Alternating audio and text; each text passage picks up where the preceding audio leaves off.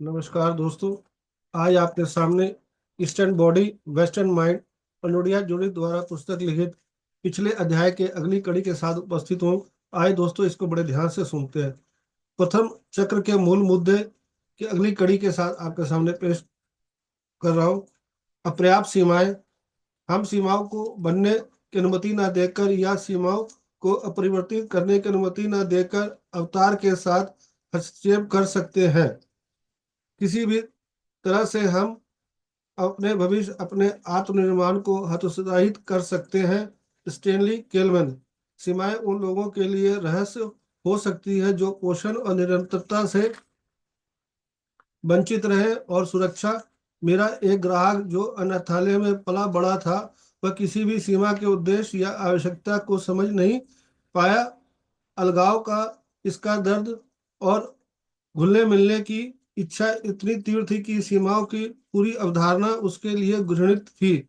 नतीजन उससे बार बार दूसरों की सीमाओं का उल्लंघन किया और अंततः बाल उत्पीड़न के आरोप में जेल में बंद हो गया। जब हमारी अपनी सीमाएं काम नहीं कर रही होती तो दुनिया उन्हें हमारे लिए उपलब्ध कराती है। दूसरों में अस्वीकार कर देंगे, पुलिस हमें जेल में डाल देंगे, बीमारी हमें लगातार खुद पर ही थोपते रहेंगे। हालांकि अगले निचले चक्र की जरूरतें ठीक से पूरी हो गई हैं तो हम उचित सीमाएं निर्धारित करने से नहीं डरते। हमारे पास बहुत हो गया, खाना बहुत हो गया, पीना या बहुत हो गया, यह अनुपातक रिश्ता हम पीछे हट सकते हैं। इस ज्ञान में सुरक्षित कि हमारी अपनी जड़ें हमारा साथ देंगी। हम दूसरों पर निर्भर नहीं। अगर हमारी जरूरतें पहले चक्र में पूरी नहीं हुई थी तो हम सीमाएं निर्धारित करने से डरते हैं और फिर भी किसी कीमत पर विलय और संपर्क की तलाश करते हैं जिससे हमें वंचित किया गया था। कभी भी पर्याप्त की संतुष्टि का अनुभव नहीं किया। जब किसी व्यक्ति को अपना घर बनाने की अनुमति नहीं होती लेकिन उसे परिवार की जरूरतों को पूरा करना होता है तो सीमाएं नहीं बनती। यह निर्भर व्यक्ति की पृष्ठभूमि है, जिसे मां के बीमारी में, पिताजी के नशे में या माता पिता के काम करने के दौरान छोटे भाई बहनों की देखभाल करनी पड़ सकती है। जब यह कर्तव्य जीवित रहने के लिए बिना किसी सीमा के बराबर माना जाता है, बच्चा एक व्यवहारिक विरोधाभास के साथ बड़ा होता है, क्योंकि आज की दुनिया में जीवित रहने के लिए निश्चित रूप से सीमाओं की आवश्यकता होती है। शारीरिक भावना और दृष्टिकोण के प्रति जागरूकता के बिना व्यक्ति एक देहहीन आत्मा और एक विरक्त शरीर में विभाजित हो जाता है। अलेक्जेंडर लिबोवेन। ऊपरी चक्र का प्रभुत्व। ऐसे अनुभव जो आहिस्ता अस्तित्व के खतरे में डालते हैं, शरीर में ऊर्जा के ऊपर की ओर प्रवाह को तीव्र करते हैं। जब शरीर ना तो सुरक्षित होता है और ना ही आरामदायक, तो बच्चा अपना ध्यान अप्रिय अनुभव को हटा लेता है और शारीरिक संवेदनाओं को काट देता है। नीचे की ओर ग्राउंडिंग करंट को जितना संभव हो सके उतना बाधित किया जाता है, जिससे अधिकांश ऊर्जा सिर की ओर निर्देशित होती है। ऐसा व्यक्ति शारीरिक रूप से सुन्न हो सकता है और यह ध्यान नहीं दे पाता कि उसे कब खाने की जरूरत है या आराम। दोनों ही पहले चक्र रखरखाव कार्यक्रम है। नतीजन वह बार बार बीमार पड़ सकती है और शरीर की आवाज तभी सुन सकती है जब वह बहुत जोर से चिल्ला रही हो, जिसे अनदेखा नहीं किया जा सकता है। वह भावना को स्पष्ट रूप से नहीं पढ़ सकती, क्योंकि भावनाओं में शरीर संवेदनाएं होती हैं और परिणाम स्वरूप अपनी जरूरतों से अनजान हो सकती है। एक त्वरित ऊपर की ओर प्रवाह वाला व्यक्ति अपने बाहर के संदेशों के प्रति अति सतर्क होता है, जैसा कि लगातार अपने देखभाल करने वाले से जुड़ने के तरीके खोज रहा हो या लगातार खतरे पर नजर रख रहा हो।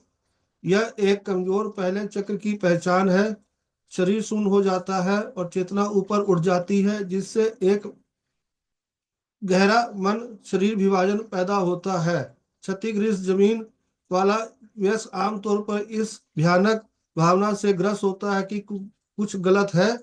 लेकिन पहचान नहीं पाता कि यह क्या है। जमीन इतनी बुनियादी और इतनी कम उम्र में संरचित होती है जिससे यह सचमुच पृष्ठभूमि बन जाती है। हम शायद ही कभी जानते हैं कि हमारा जीवन बंजर मिट्टी, कीचड़, भय, भूस्खलन या अबेर चट्टान है। एक मछली की तरह जो नहीं जानती कि वह पानी में है, हमारी जमीन अक्सर हमारे लिए अदृश्य होती है। नतीजन इस समस्या के साथ काम करने वाला एक चिकित्सक इस मुद्दे के बारे में भ्रमित महसूस कर सकता है और इससे दूर हो सकता है, ठीक वैसे ही जैसे क्लाइंट की अपनी ऊर्जा ने उन्हें उनकी जमीन से दूर कर दिया। सत्र अत्यधिक बौद्धिक हो सकते हैं, एक विलय से दूसरे विलय पर कूद सकते हैं। ये झूठ और चक्र शामिल कर सकते हैं जो वास्तविक समस्या को कवर करते हैं। शरीर को नीचे की ओर धारा को विकसित करना सीखना और सचमुच एक आधार बनाना, जैसे कोई नींव बनाता है ईंट से ईंट, यही ऊपर से नीचे की संरचना के लिए आवश्यक है, जिसमें ऊपरी चक्र हावी होते हैं। शरीर को वस्तुगत बनाना विक्षिप्त अहंकार शरीर पर हावी रहता है। सुजोग अहंकार इसमें इनकार करता है क्योंकि सुजोग क्रेविक अहंकार इससे अलग हो जाता है। Alexander Lowden. मेरी एक ग्राहक हमेशा अपने शरीर को एक ऐसी चीज के रूप में संदर्भित करती थी जिसे वह अपने घसीटती रहती थी। एक अन्य ग्राहक अपने शरीर को लेकर जुनून की हद तक चिंतित थी, वह इसे मॉडलों की तरह दिखने की कोशिश कर रही थी। एक अन्य, जो एक नर्तकी थी, ने कहा, मुझे अपने शरीर पर बहुत गुस्सा आता है जब यह उस तरह से प्रदर्शन नहीं करता जैसा इसे करना चाहिए। शरीर उस व्यक्ति के लिए एक विदेशी इकाई हो सकता है जिसका पहला चक्र क्षतिग्रस्त है, जिसे आत्मा के जीवित कथन के बजाय एक स्थिर चीज के रूप में देखना, जैसे एक कठपुतली मास्टर अपनी कठपुतली को देखता है। इस संस्कृति में महिलाएं अक्सर अपने शरीर को एक वस्तु के रूप में देखती है, भले ही बचपन में उन्हें कोई दुर्व्यवहार ना सहना पड़ा हो। जैसा कि सुजान कानो ने मेकिंग पीस विद फूड में लिखा है, केवल व्यापक और निरंतर कंडीशनिंग के माध्यम से ही एक बुद्धिमान इंसान खुद को एक आभूषण के रूप में देखता है जिसकी पहली प्राथमिकता एक पतला शरीर प्राप्त करना है, ना कि एक पूर्ण इंसान के रूप में जिसके पास असंख्य अन्य चिंताएं और असीमित क्षमताएं। जैसे जैसे हम खुद की ओर या एक दूसरे को वस्तु बनाते हैं, हम शरीर को एक ऐसी चीज के रूप में देखते हैं जिसे नियंत्रित और बजाय रखा जाना चाहिए, ना कि जीवंत गतिशील बयान के रूप में हम कौन है। अन्य चक्र असंतुलन। जब पहला चक्र क्षतिग्रस्त होता है तो यह अन्य सभी चक्रों में परिलक्षित होता है। कामुकता प्रभावित होती है क्योंकि यह शरीर, इंद्रियों और संपर्क जैसे संबंध का अनुभव है।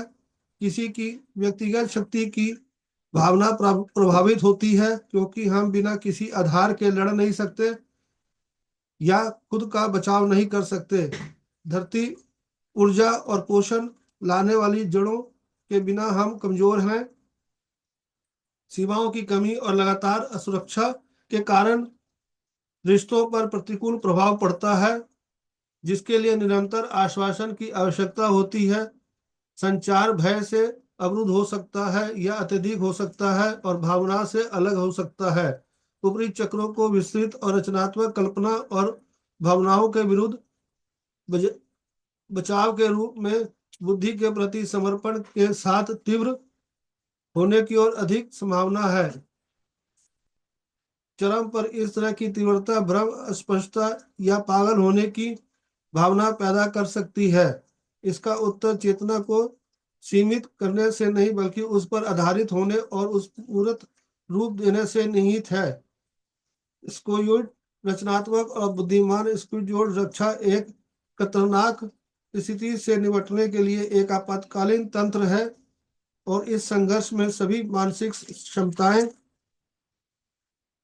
अस्तित्व की लड़ाई में लगी हुई है। सूर मन द्वारा शरीर पर पूर्ण नियंत्रण और महारत पर निर्भर करता है।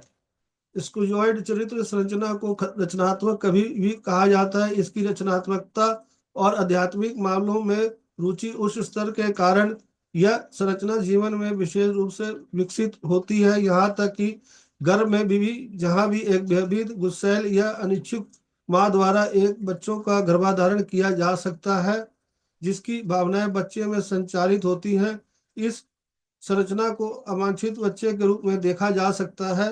यदि माँ गर्भवती होने से डरती है या प्रतिरोधी है तो उसकी मांसपेशियां सिकुड़ जाएंगी और गर्भ उनके चारों ओर कस जाएगा। बढ़ते बच्चे को स्वतंत्रता, सुरक्षा या वांछित होने का एहसास शारीरिक रूप से तेजी गति से बढ़ रही हो संकुचन होने का एक सामान्य तरीका बन जाता है।